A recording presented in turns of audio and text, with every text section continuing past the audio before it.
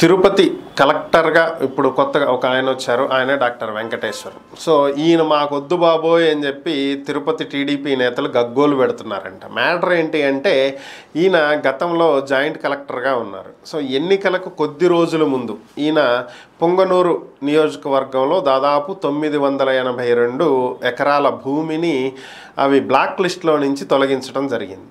So దురదృష్టవశాత్తు అది అమల్లోకి రాల, ఎందుకంటే ఎలక్షన్ కోడ్ వచ్చేసింది. ఆ తరువాత ఆయన్ను ఇప్పుడు ప్రభుత్వం మారింది, ఇప్పుడు కలెక్టర్గా ఆయన్ని వేయటం జరిగింది.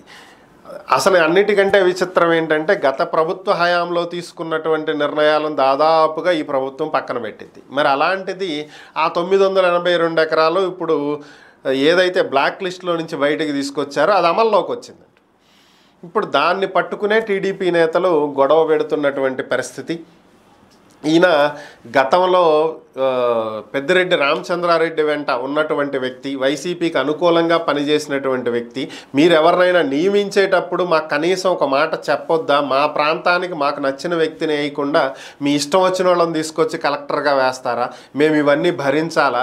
గత ప్రభుత్వ హయాంలో ఇబ్బందులకు గురైన వాళ్ళు, ఆదరణ కోల్పోయినటువంటి వాళ్ళు, చాలా హింసకు గురైనటువంటి వాళ్ళు, బాధలు పడినటువంటి వాళ్ళు ఎంతోమంది ఐఏఎస్లు ఐపీఎస్లు ఉన్నారు. అలాంటి వాళ్లకు పోస్టింగ్లు ఇవ్వండి. గత ప్రభుత్వంలో అన్ని అనుభవించిన వాళ్ళకే తీసుకొచ్చి మళ్ళీ పోస్టింగ్లు ఇస్తారా అని చెప్పి తిరుపతి టీడీపీ నేతలు అధిష్టానం మీద ఫైర్ అవుతున్నటువంటి పరిస్థితి.